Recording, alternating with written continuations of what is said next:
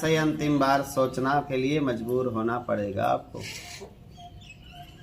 जिंदगी भर आपने लोभ किया तो अंत में भी आखिरी सांस लोभ करते करते छूट जाएगा।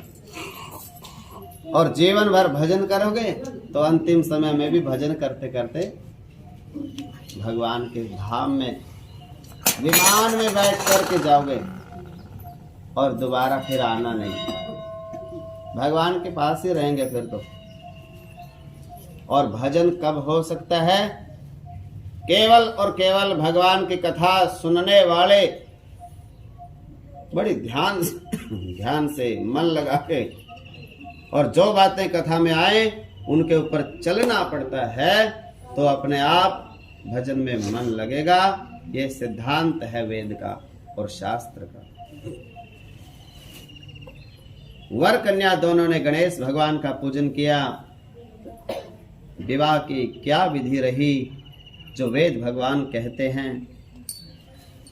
पूरी विधि विवाह की आगे की कथा में आएगी जब राम और सीता का विवाह होगा, क्योंकि ये राम कथा है। शिव कथा इसमें क्यों सुनाई जाती है? क्योंकि राम और शिव में कोई अंतर ना समझे। कोई कहे मैं शिव भक्त हूं और मैं तो राम की कथा नहीं सुनता, या मैं तो राम भक्त हूं, हम शिव की कथा नहीं क्यों सुने, हम तो राम जी की कथा ही सुनेंगे। इस संशय को दूर करने के लिए कि दोनों अलग अलग नहीं हैं। स्वामी शिव कौन है? स्वामी, सेवक और सखा। भगवान शिव क्या है? स्वामी भी हैं, सेवक भी हैं और सखा भी हैं। किनके? सिया पिया के। सिया के पिया कौन है? राम जी। और भगवान शिव राम जी के क्या लगते हैं? स्वामी भी और सेवक भी और सखा भी। जो तीनों रिश्ते भगवान राम से हैं शिव के, तो उनमें अंतर कैसे हो सकता है? दोनों एक ही हैं।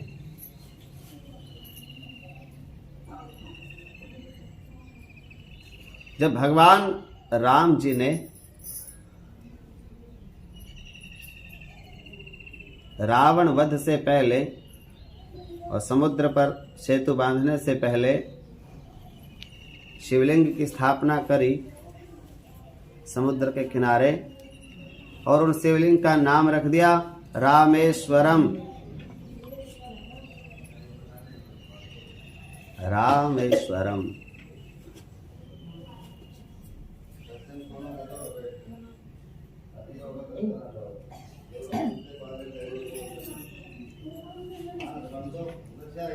तो बताया भगवान शिव प्रकट हो गए। कहने लगे जी आपका नाम क्या है? ये रामेश्वरम।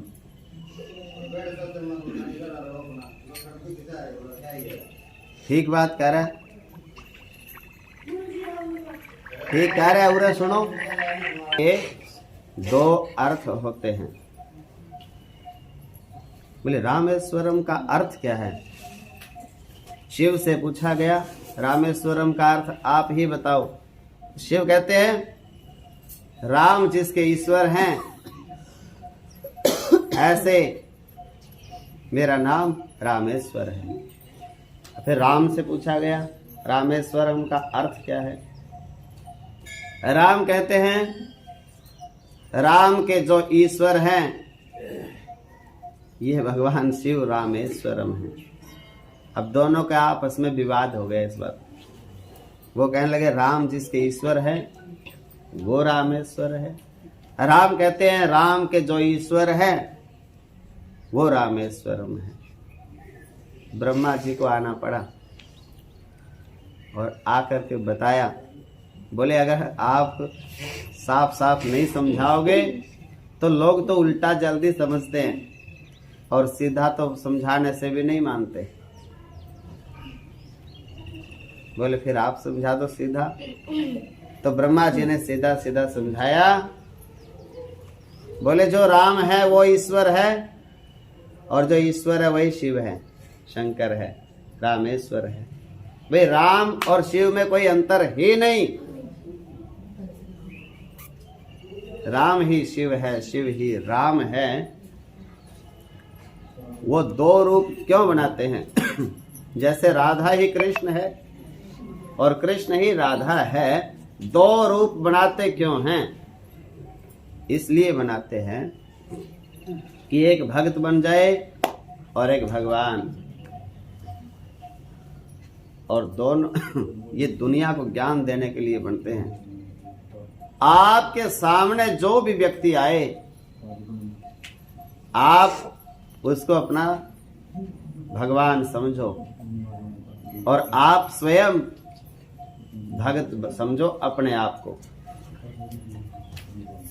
अब आप कहोगे अगर मैं सामने वाले को भगवान समझूंगा और स्वयं को भगत समझूंगा तो सामने वाले को तो अहंकार हो जाएगा कि मैं तो भगवान हूं और ये तो भक्त है मेरा। तो उसके लिए ये विधि बताई कि हमें, उसके लिए नहीं है ये बात कि वो खुद को भगवान समझे। जैसे राम और शिव दोनों आमने सामने खड़े होते हैं, वो कहते हैं तू मेरा भगवान है और वो कहते हैं तू मेरा भगवान है। बस वही काम आपने करना है। आपके सामने दूसरा आया तो आप कहो जी आप बड़े हो, मेरे लायक सेवा बताओ, और दूसरे का काम है वो आपको कहे कि ना जी आप बड़े हो, इतनी सेवा करते हो, इतना नाम जपते हो, आप कहां से छोटे हो सकते हो, मेरे लायक सेवा हो तो बताना। जब ये ऐसा भाव सब में आ जाएगा तो सभी राम हैं और सभी शिव हैं। यही ज्ञान देने के लिए सेवक भी बन जाओ आपस में और स्वामी भी बन जाओ आपस में और सखा भी बन जाओ।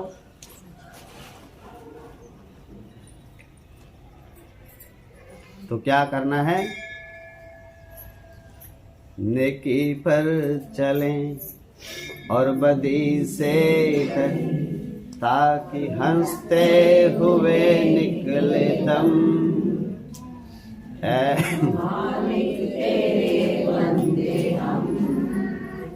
ऐसे हमारे। तो यही प्रार्थना है, ऐसा बनना है। नेकी पर चलें, प्रेम से रहें, दूसरे का दिल ना दुखाएं, बदी से टलें। क्यों? ताकि हंसते हुए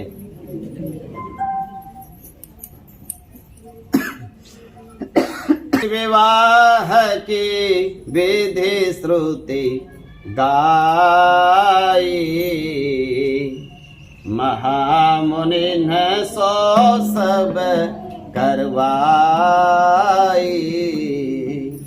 कही गिरीश कुश कन्या पानी, भवहि समर्पी जानी भवानी। पानी ग्रहण जब कीन महेशा, ही हर से तब सकल सुरेशा। बाजहि बाजन विविध विधाना, सुमन वृष्टि नभ भय विधि नाना। हर गिर जाकर भयउ विवाहु, सकल भुवन भरे रहा उछाहु। दासे दास तोर गरथ नागा, धेनु बसन मनि वस्तु विभागा। अन्न कनक भाजन भरि जाना, दाइज दीन न जाई बखाना। दाइज दीन न जाई बखाना। भगवान शिव मां शिवा का पाणी ग्रहण संस्कार संपन्न हुआ। पाणी किसे कहते हैं? हाथ को। जब विवाह होता है, कन्या का पिता और कन्या की माता कन्या का हाथ का अंगूठा वर के हाथ में ऐसे थमाते हैं, भाई ये कन्या का हाथ आप संभालो, हाथ पीले कर देते हैं। हाथ का नाम है पाणी। भगवान शिव का नाम है शूलपाणी, भगवान विष्णु का नाम है चक्रपाणी। तो पाणी माने हाथ। विवाह का जब हाथ थामते हैं वर, तो उसे कहा जाता है पाणी ग्रहण संस्कार।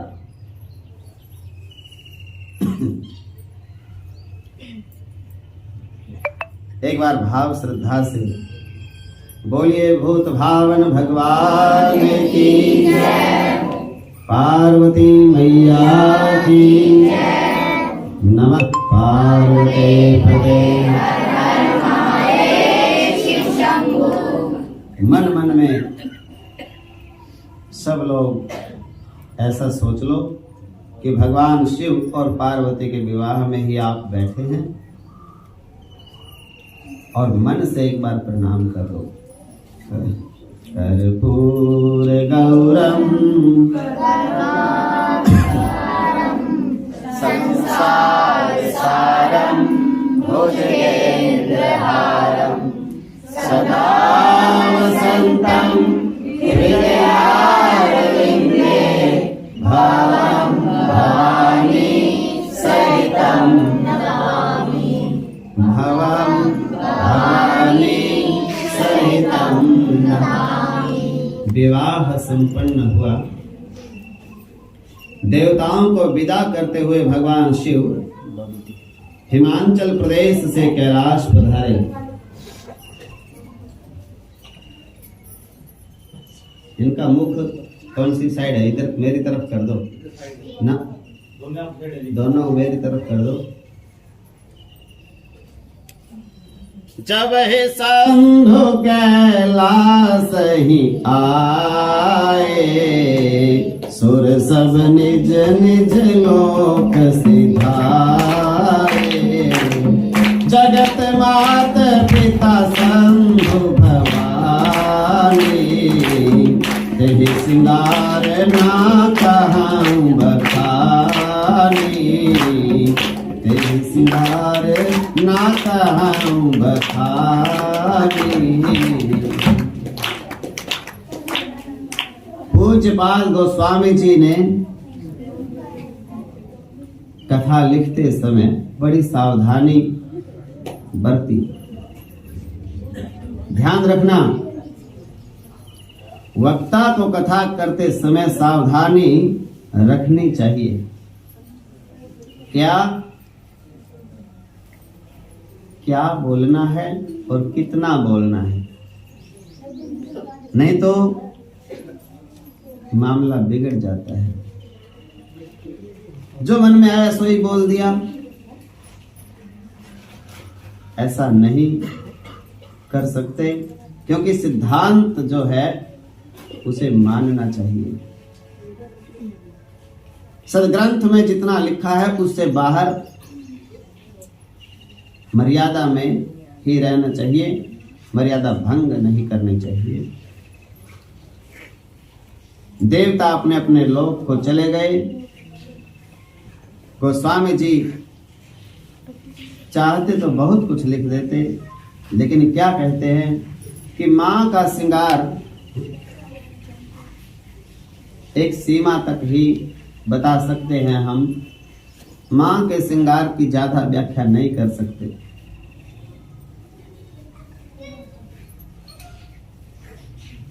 ऐसा होता है। एक बार कालिदास जी ने पार्वती माता की व्याख्या लिखना शुरू कर दी, और मुख से लेकर के वर्णन करना शुरू कर दिया माँ के अंगों का। लेकिन जैसे वो गर्दन से नीचे सारे अंगों का नाम और उनके कैसे लगते हैं, कोई चांद के जैसा, कोई सूरज के जैसा, कोई फूल के जैसा, कोई किसी देवता के नाम लिखते गए, वो पार्वती माता प्रकट हो गई और श्राप दे दिया कि माँ लगती हूं मैं आपकी। इतना आपको ज्ञान होना चाहिए कवि होने के नाते कि आप सीमा में रहकर ही, मर्यादा में रहकर ही किसी देवी देवता का वर्णन करें। संसारिक वस्तु समझ के भगवान के शरीर का वर्णन न करें। संसारिक और संसार में भी मर्यादा का ही महत्व है। मर्यादा में रहता है तो पुरुष है, व्यक्ति है, मनुष्य है। मर्यादा ही का ज्ञान नहीं, पशु के समान है।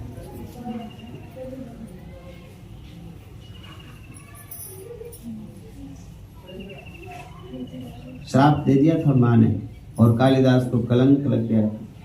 फिर दोबारा से उसने आराधना करी, उपासना करी, क्षमा मांगी, तो माँ ने प्रसन्न होकर के उसको फिर वरदान दिया, आगे से ऐसी गलती मत करना। माँ तो माँ है, अपने बच्चों के हजारों अपराध माफ करती हैं, उसी का नाम तो माँ है। और बच्चे माँ की एक गलती माफ नहीं कर सकते, बल्कि पर्चे बांटते हैं छपवा के, बोले हमारी माँ ने हमारे साथ धोखा कर दिया। नहीं होना चाहिए। माँ की तो देन हम दे सकते नहीं, माँ तो माँ है। चाहे वो जन्म देने वाली माँ हो और चाहे वो धर्म की माँ हो। जब एक बार जिसको माँ बोल ही दिया मुंह से, फिर उसका अधिकार भी है। माँ यशोदा है ना, उसको पूरा अधिकार देते हैं भगवान कृष्ण। आपको हक है, चाहे डंडा उठाओ, चाहे कान पकड़ो, और चाहे जो भी आप कर सकती हो, उखल से बांध सकती हो। क्यों? क्योंकि आप माँ हो। धर्म की माँ ही तो थी, जन्म देने वाली तो देव की मैया। माँ जिसको बोल दिया, उसका हक उसके पास रहने दो।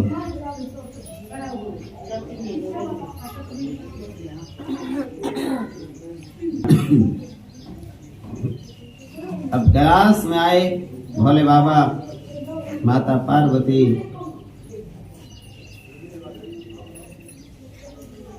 करहि विविध विधि भोग विलासा, गणन समेत बसहि कैलासा।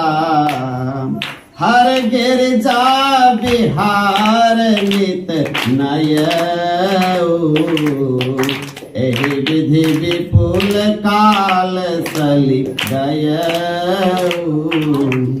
तब जन्मे सठ बदन विशा कुमारा, तारक असुर समर जेहि मारा। आगम निगम प्रसिद्ध पुराना, सन्मुख जन्म सकल जग जाना। जग जान सन्मुख जन्म कर्म प्रताप पुरुषारथ महा। तेहे तुम्हें वृष के तु सुत कर चरित संक्षेप ही कहा। यह उमा शंभु विवाह जे नर कहि सुनहि जे गावहि। कल्याण काज विवाह मंगल सर्वदा सुख पावहि। ये उमा शंभु विवाह जो नर कहे सुने गावहि। कहि जो कहेगा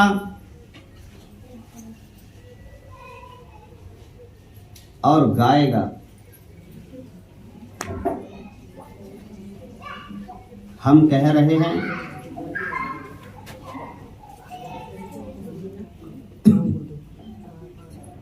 और ये हमारे साथ में गा रहे हैं। जो लोग गायक होते हैं वो गाते हैं और जो कथावाचक है वो कहते हैं।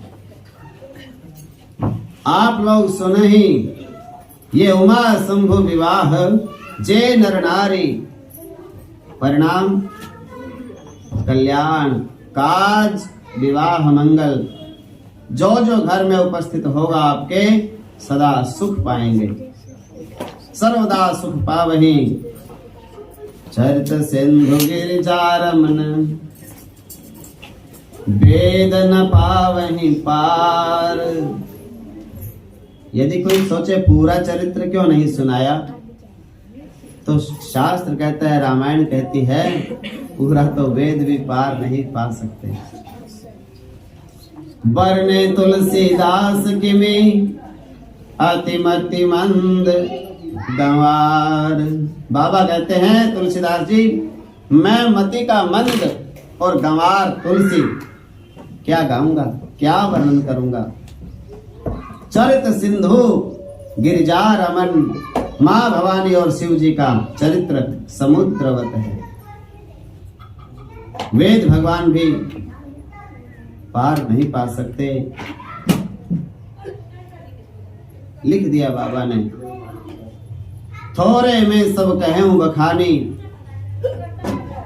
थोड़े में ही सारी बातें बता दी। बाबा कैलाश पधारे, आनंद हो रहा है। कब तक?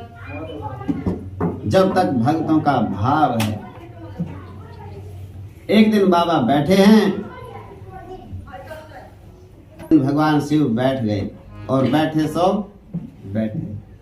भगवान शिव तो अद्भुत है, हमारी और आपकी तरह नहीं बैठते कि बैठे यहाँ है और ध्यान घर में।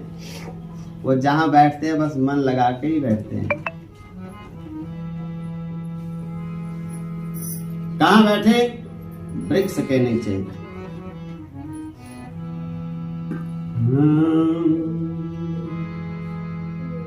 तीसरे से करो।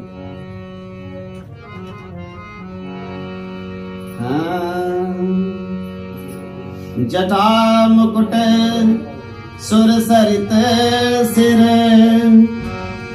लोचन नलिन विशाल, नीलकंठ लावण्य निधि, सोह बाल विधु भार। बैठे सोहसा काम रिपु कैसे, बैठे सोह काम रिपु कैसे, धरे शरीर शांत रस जैसे, धरे शरीर शांत रस जैसे। मानो शांत रस ही साक्षात स्वरूप धारण करके बैठ गया हो, आसनस्थ हुआ हो, पद्मासन में बैठ गया हो, सिद्धासन में बैठ गया हो, सुखासन में बैठ गया हो। ऐसे बाबा दीप्यमान दिव्य दर्शन प्रदान कर रहे हैं। स्वरूप कैसा है? दर्शन करिए। गोरे रंग सोहे अंग पर, भुजंग तरंग गंग जटा जूट में। तो बाबा का स्वरूप है। जटा मुकुट सुर सरित सिर, लोचन नलिन विशाल, नीलकंठ लावण्य निधि, सोह बाल विधु भार। सोह बाल विधु भाल। सोह बाल नहीं, बाल विधु। विधु माने चंद्रमा और बाल चंद्रमा, पूरा चांद नहीं, दूज का चंद्रमा। मौस्ती बाद एकम होती है प्रतिपदा। दूज का जो चांद होता है वो भगवान शिव ने अपने मस्तक पर धारण कर लिया। टेढ़ा था चंद्रमा, कोई पूजा नहीं करता था, लेकिन जब भगवान शिव ने अपने मस्तक पर धारण कर लिया, वक्रः चंद्रोपि सर्वत्र वंद्यते, टेढ़ा होने के बाद भी चंद्रमा के सामने सब हाथ जोड़ने लगे, बोलिए सोमनाथ भगवान की जय। और भगवान शिव का नाम हो गया सोमनाथ। सोम माने चंद्रमा और स्वामी उनके सोमनाथ। पहला ज्योतिर्लिंग है दुनिया का सोमनाथ। सौराष्ट्रे सोमनाथम श्रीशैले मल्लिकार्जुनम। पहला जो शिवलिंग है सोमनाथ है। अनंत धन का खजाना था सोमनाथ मंदिर में हमारे। खूब मुसलमानों ने लूटा और खूब अंग्रेजों ने लूटा, और आज भी सोने का मंदिर है। ऐसे है मेरे भगवान शिव। माँ उपस्थित हुई, माँ ने दंडवत किया। क्या पंक्ति है? पार्वती भल अवसर जानी,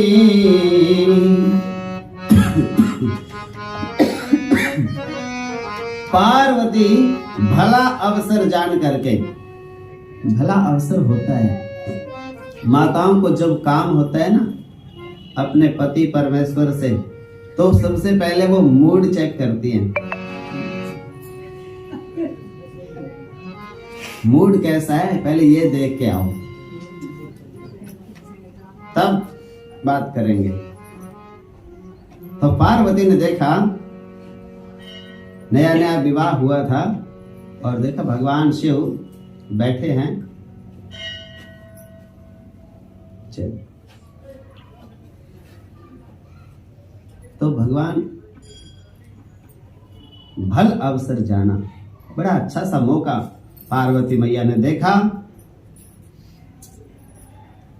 और क्या किया? गई शंभु पहिमात भवानी, शंभु के पास गई। भगवान शिव ने जानी प्रिया आसन आदर अति कीन्हा, वाम भाग आसन हर दीन्हा। प्रिया माँ भगवती आई हैं, कुछ भगवत चर्चा करेंगी ऐसा लगता है। ये जानकर शिव जी हृदय में गदगद हो गए, प्रसन्न हो गए, आदर दिया। और देखिए, जो कथा सुनने की कामना भी मन में आ जाए कि कथा सुनने का मन है, उसका आदर करना चाहिए। कथा सुननी है महाराज, सुनाना नहीं। मेरी सब आयोजकों से प्रार्थना रहती है कि भैया देखो, सुनने वालों को बुलाओ। ये नहीं है कि किसी को भी आमंत्रण दे दिया, जो बैठे बीच में ना बोले, मन लगा के सुने, और जो दूसरे को भी कहते रहे कब चलेगी, उसको तो प्रणाम करके और पहले ही बैठना नहीं चाहिए। शांत मन टिका के, जिसके पास ज्ञान है, बुद्धि है, समझ है कथा के महत्व का, उसको बैठना चाहिए। समय की हत्या न करिए, समय से जीवन बना है। समय की हत्या कर दी तो जीव हत्या हो गई, जीवन हत्या हो गई, आत्महत्या हो गई। यही वास्तविक सिद्धांत है। बाबा क्यों प्रसन्न हुए?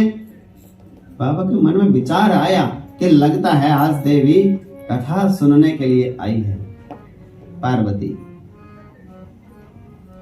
कुछ भजन में सम्मिलित होने आई है। पति और पत्नी दोनों में से एक भक्ति करता हो तो दूसरे का फर्ज बनता है उसको सपोर्ट करना चाहिए। मैं कर नहीं सकता, लेकिन आप करती हो तो आपको मैं रोकता भी नहीं। खुद ना करे तो रोकना नहीं चाहिए कम से कम। ये सबके लिए है। किसी की सास भी, किसी की बहन सुन रही है, किसी का भाई सुन रहा है, किसी के पति, सबके लिए बात है। हम नहीं कर सकते भक्ति, लेकिन हमारे घर में से कोई एक करता है, उसको रोकना नहीं चाहिए। उसको कहो बेटे आप करो, आपका मन लगता है, आपको रोकना हम उचित नहीं समझते। विघ्न ना करें, श्रद्धा से सुने और कथा करावें, कथा गावें, जिसकी रुचि हो, जिसके हृदय में ललक हो। खैर आपकी श्रद्धा को मैं प्रणाम करता हूं। मेरी माँ का आदर किया बाबा ने। ध्यान रखिए, आदर पाने की इच्छा आपके मन में नहीं होनी चाहिए। आदर देने की आदत बनाओ। जब आप दूसरों को आदर दोगे, आपका आदर अपने आप होता चला जाएगा। और मन में ये रखोगे कि मेरे को इसने आज राम राम ही नहीं करी, फिर मेरे को भी क्या जरूरत है राम राम करने की। ये अपने राज्य, हम अपने राज्य, ऐसा विचार नहीं होना चाहिए। धर्म स्थान में आ ही गए, राम का नाम सबके लिए बराबर है। एक रोज राम राम करती है, आज उसको ध्यान नहीं रहा तो खुद टोक लो, बहन आज राम राम मैं करती हूँ तेरे को। तू रोज ही राम राम करती है, आज तेरा ध्यान नहीं पड़ा, या तेरे को याद नहीं रहा, या तेरा दिमाग आज किसी और चिंता में हो सकता है। आज मैं राम राम करती हूँ तेरे को, क्योंकि राम का नाम दोनों के लिए एक बराबर है। हमेशा ये नहीं सोचना चाहिए कि यही राम राम करे, हम राम राम करेंगे तो कहीं छोटे ना हो जाएं। ऐसा विचार नहीं होना चाहिए। भगवान का नाम है, सम्मान दूसरों का करना चाहिए, अपने सम्मान की इच्छा नहीं होनी चाहिए। हम दूसरे का आदर करेंगे, सम्मान करेंगे, अपने आप को अपने आप मिलेगा। माँ का प्रश्न, माँ को भगवान शिव ने वाम अंग में बिठाया, आसन में बराबर में बिठाया बाईं तरफ, और माँ ने प्रश्न किया भोले बाबा से। कभी कभी घर में बैठते हो, घर के इकट्ठे लोग बैठते हो, उस घर के भाग्य बड़े होते हैं जिसमें एक साथ बैठते हैं और इकट्ठे भोजन करते हैं। ऐसा नहीं होना चाहिए कि घर में एक है तो दूसरा घुस ही नहीं रहा, कोई दूसरा निकलेगा तब आएगा दूसरा। बोले दोनों हम आमने सामने नहीं होने चाहिए, नहीं तो फिर क्लेश होएगा। ऐसी आदत नहीं होनी चाहिए। ऐसा होना चाहिए कि इकट्ठे बैठ के ही भोजन करेंगे सब। उसमें चाहे थोड़ी बहुत तकरार भी हो जाए, कोई डर नहीं, लेकिन करो इकट्ठे बैठ के। क्यों? वो तकरार शाम पे ही निपट लेगी, आगे नहीं बढ़ेगी, मन में गांठ नहीं बनती फिर। और कई आप पास ही बैठना छोड़ देंगे तो मन में गांठ बन जाएगी और वो फिर बढ़ती बढ़ती बढ़ जाएगी। बोलना घर में कभी नहीं छोड़ना चाहिए। चाहे आपके साथ कोई झगड़ा भी करे, भाई बोलना तो छोड़ेंगे नहीं, और अन्न नहीं छोड़ना चाहिए। अन्न तो भगवान है, अन्न का क्या दोष है? जिस दिन झगड़ा हो जाए, बोले आज 2 रोटी ज्यादा खाएंगे। हाँ, जो तुमने खून फूका है पूरा तो करना है ना। वो ये सोचना चाहिए, आज तो 2 रोटी ज्यादा खाएंगे भाई, अपना पूरा कर लेंगे। छोड़ के जो बैठ जाता है उसको फिर आदर घट जाता है। क्यों? बोले इसका तो रोज का यही काम है, ना खाने दो। उसका फिर आदर घटने लग जाता है। परसों भी छोड़ दी थी इसने, कल अपने आप खा ली, आज फिर छोड़ दी, कल फिर खा लेगा। जब हम बच्चे थे छोटे तो माँ से अगर नाराज हो जाते थे कि मैंने रोटी नहीं खानी, तो एक कहावत थी बूढ़ी माताओं के पास, बस बोल जब भूख लगेगी ना अपने क्या बुढ़िया माताएं तो कहती थी धरती के बुढ़ के बैठेगा। ये रोटी तो बात दूर की है।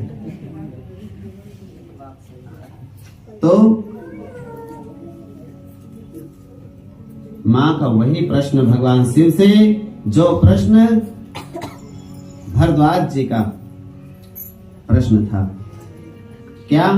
वेद पुराण जिसका गान करते हैं, मुनि लोग जिनका मनन करते हैं, साधु लोग जिनका भजन करते हैं, आप दिन रात राम राम राम राम राम राम राम राम जिनका गान करते हैं, ये वही राम है या कोई और? पिछले जन्म में यहीं से कथा छुटी थी, माँ पार्वती ने शरीर को त्याग दिया इसी प्रश्न पे, और इसी प्रश्न से विवाह होके पार्वती ने दोबारा शुरू कर दी कथा। क्यों? क्योंकि ये शरीर है, ये भगवान का नाम गाने के लिए और सुनने के लिए ही मिलता है। उनको और कोई बात नहीं थी दिमाग में, महल बनाना है या बच्चे कितने होने चाहिए, फिर उनको कौन सा कोर्स कराना है, फिर उनको विदेश में भेजना है, उनकी कोई ऐसी बातें नहीं। एक ही बात, भगवान का भजन करना, दूसरा कोई काम नहीं। और शरीर आपको भी ये भगवान के भजन के लिए ही मिलता है, बाकी तो पेट का धंधा है। ऐसा नहीं कि वो करना नहीं चाहिए, लेकिन भजन करने का जो समय है वो अपना निश्चित होना चाहिए। बाकी काम में टाइम आगे पीछे हो जाए कोई बात नहीं, लेकिन भगवान का जो समय है उसी के लिए जीवन मिला है, उसी के लिए शरीर मिला है, उसका टाइम अपना फिक्स रखो और वो करो। 16 माला करते हो तो 16 पूरी करो अपनी, उसमें किंतु परंतु बहाना नहीं लगना चाहिए। 3 बार भोजन करते हो और भजन 1 बार, उसमें भी बहाने लगाते हो 1000। अड़चने नहीं, सब बहाने हैं। जब मन पूरी तरह से संकल्प कर लेगा कि मैंने भजन पूरा करना है, तो फिर टाइम अपने आप निकल जाएगा। पहले ही सोच लोगे, अब रिश्तेदार कोई आ जाए, उस दिन खाते नहीं हो क्या? और भी नई नई चीजें मंगा मंगा के खाते हैं रिश्तेदार के बहाने से। जब सब काम और भी एक्स्ट्रा करते हो और बोले मंदिर क्यों नहीं आए, बोले बस आज रिश्तेदार आ गए थे इसलिए आए नहीं। खैर यहाँ थोड़ा थोड़ा सुधार होने लगा है, रिश्तेदारों को भी लेके आने लगे हैं अब तो। भाई चलो हमारा मंदिर दिखा के ले आते हैं, अच्छी बात है ये। लेकिन कई बार ऐसा होता है कि रोज भगवान का पाठ करते हैं और जिस दिन कोई अतिथि मेहमान आ जाए उस दिन पाठ छोड़ ही देते हैं।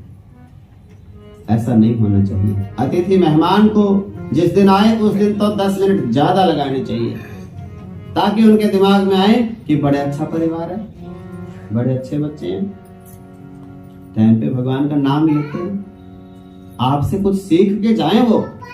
ऐसा करना चाहिए।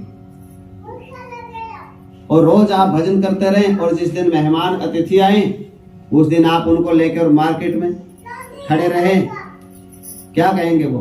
बोले हमने तो देखा नहीं इनको भागवत पढ़ते हुए। कहते हैं हम तो इनके घर में जितनी बार भी गए, ये तो हमारे साथ में मार्केट में खड़े रहते हैं, प्याज भी खाते हैं, लहसुन भी खाते हैं, सब काम करते हैं।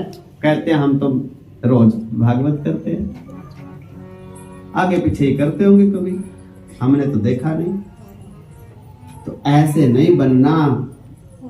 अपने घर में जो आए उसको कुछ सिखा के भेजो, अच्छी अच्छी बातें।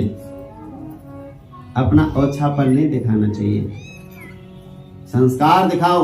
मेरे घर की मान मर्यादा ऐसी है, उनके सामने माँ बाप के पैर जरूर छुओ, उनके सामने अपनी बहू बेटी की बड़ाई जरूर करो, अपनी सास की बड़ाई जरूर करो। रिश्तेदारों के सामने, उनके सामने निंदा नहीं। अपने घर में जो मर्जी करो, लेकिन बाहर नहीं पता लगना चाहिए किसी को। घर की बात घर में, यही तो माताओं, तभी तो घर बसता है। और जिस घर की बात बाहर चली गई, लोग हंसाई हो जाती है, आपका सम्मान कम हो जाता है। बोले ये सास तो है बुरी कह रही है, खुद भी ऐसी भी होगी, जब तो ऐसी। निंदा करने वाले की कभी प्रशंसा नहीं होती, जो दूसरों की प्रशंसा करता है उसकी ही प्रशंसा दुनिया करती है। पार्वती ने क्या पूछा और क्यों पूछा? आप इस जन्म में जैसे कर्म करोगे, जितनी भक्ति कर लोगे, अगले जन्म में जैसे कोई बच्चा 5वीं क्लास में है और उसके पिता सरकारी नौकरी करते हैं और पिता की हो गई बदली, ट्रांसफर हो गई दूर कहीं, और बच्चों को भी साथ में ले जाना है। बच्चा यहाँ 5वीं में है, वहां जाके भी 5वीं में ही होना चाहिए, यही नियम है। ठीक इसी प्रकार से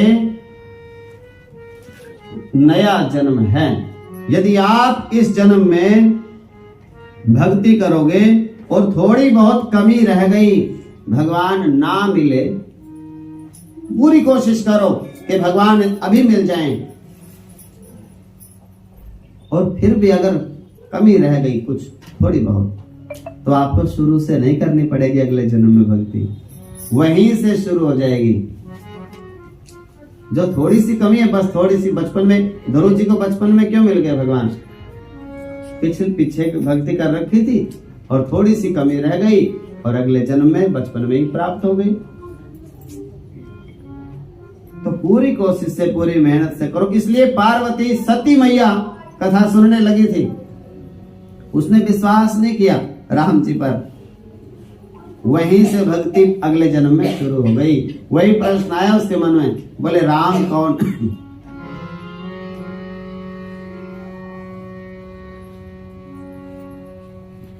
राम सो अवधेन्द्रपति सुत सोई, कि अज अगुन अलख गति कोई। प्रभु मेरा प्रश्न है, नृपतनय जो राजा का लड़का है, दशरथ का पुत्र है, सो ब्रह्म किमी, वो ब्रह्म कैसे हो सकता है?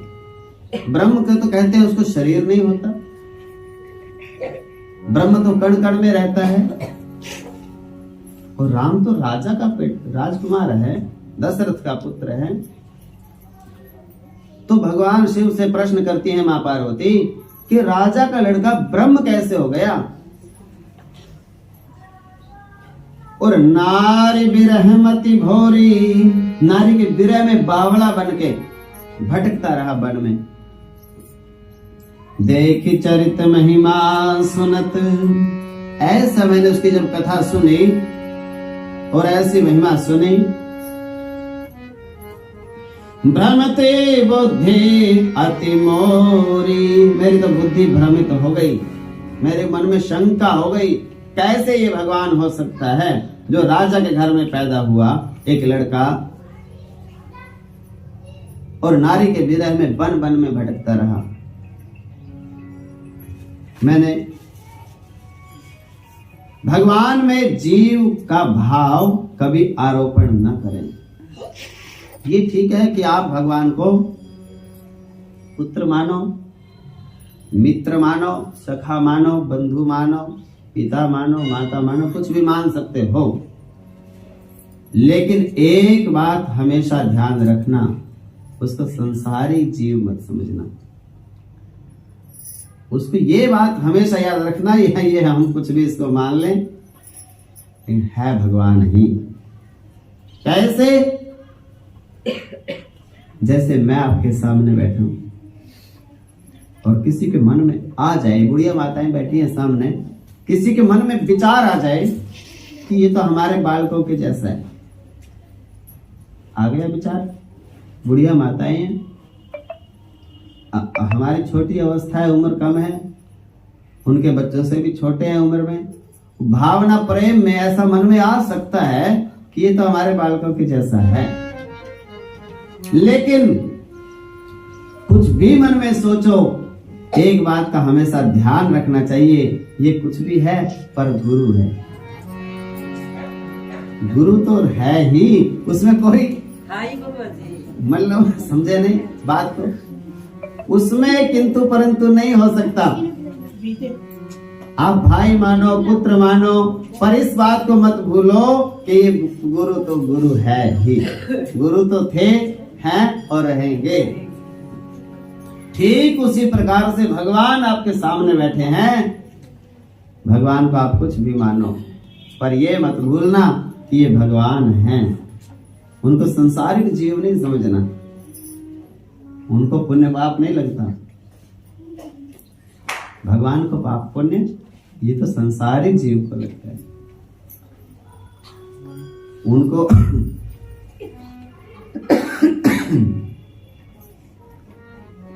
भगवान सबके हैं, भगवान का नूर सब में समाया है। भगवान रावण के भी शत्रु नहीं है। कोई माता ऐसा कहती है ना, मैंने क्या बिगाड़ा था इस राम का, इसने इतने दुख दे दिए। कोई ऐसा कह देती है दुखी होकर, मैंने तो जीवन में कुछ बुरा भी नहीं किया, फिर भी इतने दुख दे दिए। किसने? राम ने। राम बेचारा खुद ही परेशान थे, वो आपको दुख दे के क्यों? राम दुख नहीं देते, अपने अपने कर्म का फल सबको मिलता है।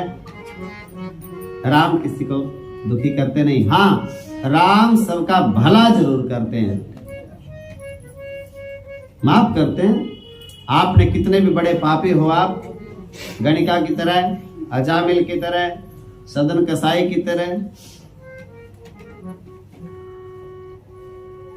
राम आपका कल्याण। रावण के शत्रु नहीं है राम, रावण के उद्धार करने वाले हैं, रावण की मुक्ति करने वाले हैं, रावण को अपने धाम वैकुंठ लोक में भेजने वाले हैं। अगर शत्रु होते तो वैकुंठ लोक देते क्या? रावण कहता है राम से कि राघव, आप भगवान कहते हो अपने आप को, और भगवान हो, लेकिन तप का जो बल है भगवान को भी हरा सकता है। बोले कैसे? बोले मैंने तप किया है जीवन में, और देखो जब तक मैं आखिरी सांस तक मैंने आपको लंका में घुसने नहीं दिया। मेरे मरने के बाद जाओगे लंका में, मैं आखिरी सांस तक मैंने आपको जाने तो नहीं दिया लंका नगरी में। मैं मर ही गया, अब फिर क्या? फिर जाओ। लेकिन मैं आपके सामने अभी आपके धाम में जा रहा हूं, वैकुंठ लोक में, और आप रोक नहीं सकते।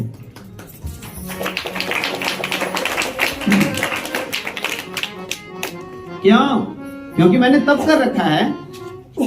ये वैर भाव तो मैंने ऊपर का दिखावा था, अंदर से तो मेरे को पता है मैं राम का दास हूं।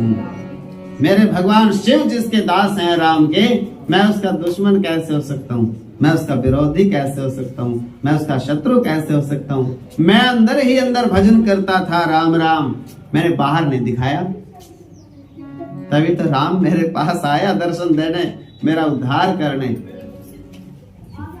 और मैंने यहाँ पे क्यों बुलाया और बैर क्यों लगाया? इसलिए भक्ति करता तो मेरा अकेले का उद्धार होता, और बैर करके पहले मैंने सब मरवाए तेरे हाथ से, सबका उद्धार कराया, और बाद में मेरा उद्धार हो गया। देश देश से, विदेश से, पाताल से, सब जगह से राक्षसों को बुला बुला के और राम जी के सामने खड़ा करता रहा। राम जी सबको वैकुंठ में भेजते रहे, और बाद में रावण खुद गया।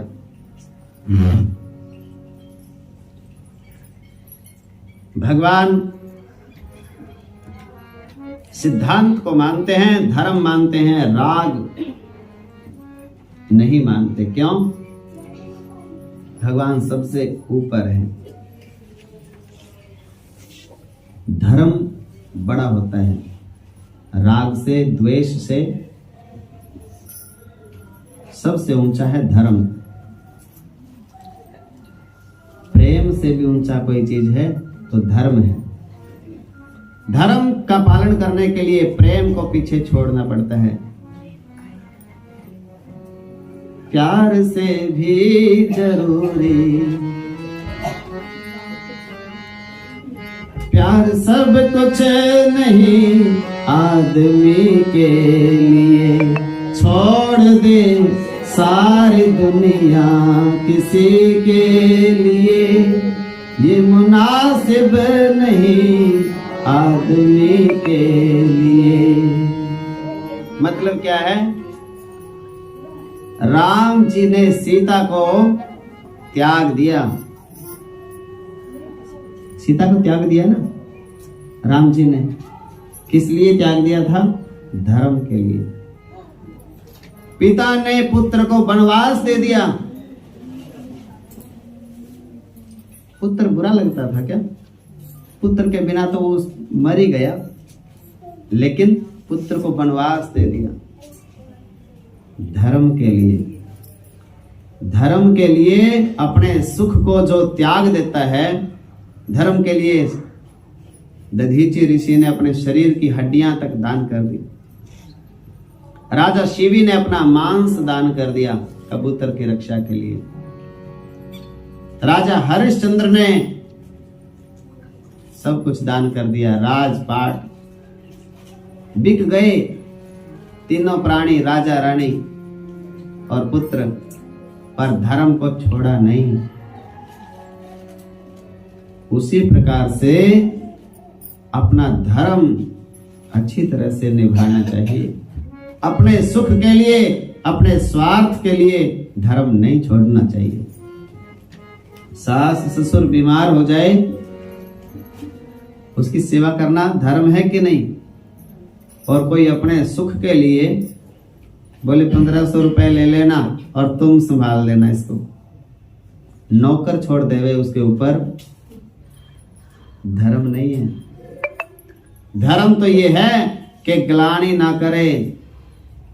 जब हम बच्चे थे और माँ हमारे टॉयलेट बाथरूम सब उसके माँ के हम कपड़ों में करते थे, माँ ने कभी ग्लानि नहीं करी। और आज सास ससुर वो माँ बाप ही तो है, या माता पिता, वो अगर मजबूरी है, बुढ़ापे में किसी का बस चलता नहीं, किसी का चारा नहीं चलता, लेकिन ग्लानि नहीं, नफरत नहीं, सच्चे मन से जो सेवा करता है उसको अलग से भक्ति करने की जरूरत नहीं पड़ती। और सुनो ज्ञान की बात, जो अपने सास ससुर की सेवा नहीं करता और उनसे नफरत करता है और ग्लानि करता है, अगले जन्म में वही सास ससुर उनके घर में पैदा होते हैं अपाहिज बन के। उसके गर्भ से गूंगे बच्चा पैदा हो जाएगा, बौड़ा बच्चा पैदा हो जाएगा, ऐसा बच्चा पैदा हो जाएगा। क्यों? पिछले जन्म में सास ससुर की सेवा नहीं करी। अब तो करेगी, अब उसको उठाए उठाए फिरेगी। मेरा बच्चा है, क्या करूं, मेरे को तो संभालना ही पड़ेगा, मेरे को तो खिलाना पड़ता है इसको, मैं तो माँ हूं, मार भी नहीं सकती, छोड़ भी नहीं सकती, दूसरों के भरोसे भी नहीं रह सकती। अब कैसे प्रेम हो गया उससे? शरीर तो ऐसा ही सास ससुर का था, ऐसा ही अपने बच्चे का। अपना बच्चा तो बड़ा प्यारा लगता है, गूंगा भी भोला भी। और सास ससुर तो समझदार भी थे, सब कुछ करके भी गए, घर भी बना दिया, धन दौलत भी दे गए, कमा के भी दे गए, सब काम कर गए आपके लिए, मान सम्मान भी आपको दे गए। उनकी सेवा करते हुए बोले, गुरुजी ये बता दो कब मरेंगे? हाँ बोले भुगतान हो रहा है, देखा नजारा। बोले गीता भी सुना दी, फिर भी यहीं पे पड़े। ऐसा नहीं होना चाहिए। किसी के हाथ की बात नहीं है, हमारे साथ क्या क्या होना है कुछ अभी पता नहीं है। अपनी आदत संभालो। और ये तो सौभाग्य है जिसको सास ससुर की और माँ बाप की सेवा का मौका मिलता है, उतना फल तो बांके बिहारी के मंदिर वाले पुजारी को भी नहीं मिलता, जितना फल अपने घर में ही मिल रहा है अपने को सास ससुर की सेवा करने का।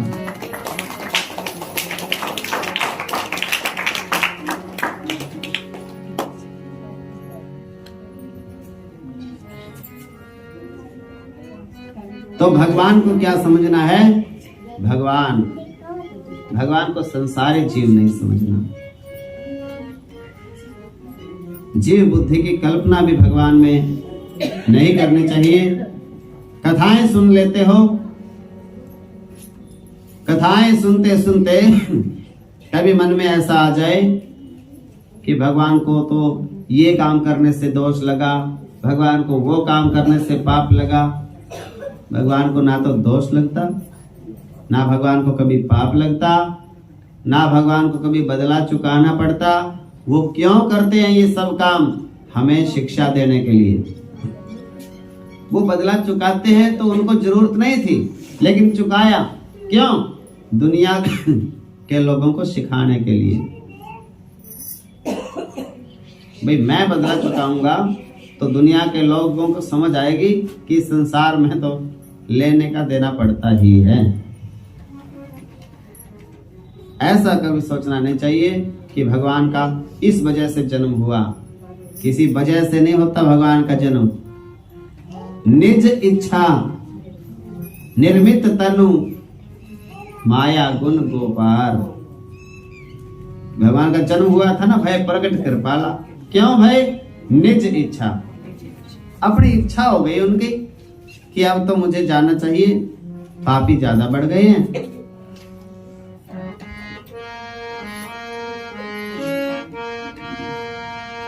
यदा यदा हि धर्मस्य ग्लानिर्भवति भारत अभ्युत्थानम् अधर्मस्य तदा आत्मानं सृजाम्यहम्।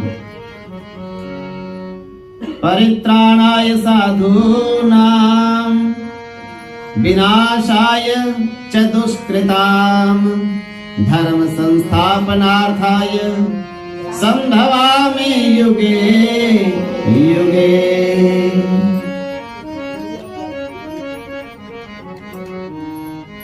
तो भगवान युग युग में अवतार लेते हैं। कभी भगवान की परीक्षा नहीं लेनी चाहिए। भगवान को केवल प्रणाम करना चाहिए। मां ने प्रश्न किया, सोई? भगवान शिव ने कहा, हाँ सोई राम। राम अतर्क बुद्धि मन बानी मत हमार अस सुनहि भवानी। राम कैसे हैं? अतर्क बुद्धि। कौन कहता है? मत हमार। शिव कहते हैं मैं कह रहा हूं, मेरा मत है ये। ऐसा सुनो हे सयानी पार्वती। वेद पुराण मुनि संत ऐसा कहते हैं। भगवान कैसा है? उनको जैसा अनुभव हुआ, कैसा अनुमान हुआ कि भगवान अवतरित होते हैं, प्रकट होते हैं। कहां से? यहीं से प्रकट हो जाते हैं। उनको कहीं से आना नहीं पड़ता। भगवान कहीं से उतरते नहीं।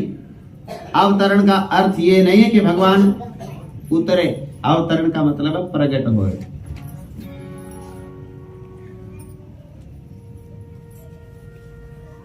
तो संत और प्रार्थना करते हैं भगवान से, जब जब होई धर्म की हानि बाढ़े असुर महा अभिमानी तब तब धरे प्रभु विविध शरीरा हरि कृपा निधि सज्जन हीरा करहि अनित जाहि नहीं बरनी सिरहि में प्रधेनु सुर धरनी तब तब धरे प्रभु विविध शरीरा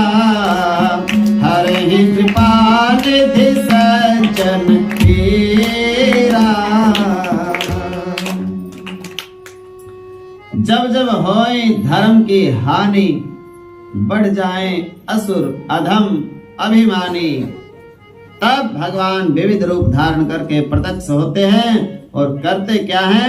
सज्जनों की पीड़ा को दूर करते हैं। और क्या करते हैं? असुरों को मार करके, आसुरी वृत्तियों को मार करके और थापहि सुरन देवताओं की स्थापना करते हैं। 100 गौओं को गौशालाएं बनाने का जितना फल होता है, उतना फल एक भगवान की मूर्ति स्थापना का होता है। कोई सोचता होगा स्नान कराने वाले रोज सोचते हैं, स्नान जो कराते हैं उनको ये डर रहता है कि कहीं 1-2 और ना ले आए।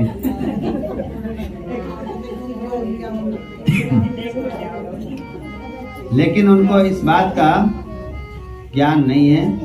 एक भगवान की मूर्ति ले आने का इतना फल है, एक मंदिर में मूर्ति स्थापना कराने का जितना 100 गौशाला बना देने का। और एक आदमी अपने घर का सास ससुर की सेवा करने का, एक आदमी की सेवा करने का इतना फल है जितना 100 गौओं के रोज सेवा करने का फल है। ये शास्त्र कहता है, रामायण कहती है, भागवत पुराण कहता है। असुर मारि थापहि सुरन, राखहि निज श्रुति से तू, जग विस्तारहि विशद जस, राम जन्म कर हेतु।